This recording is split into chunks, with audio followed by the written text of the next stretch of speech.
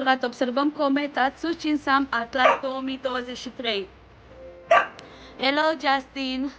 Vă mulțumesc frumos pentru susținere.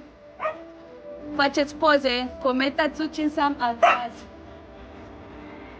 Dar stați o secundă, te găsim contactul, Paloma.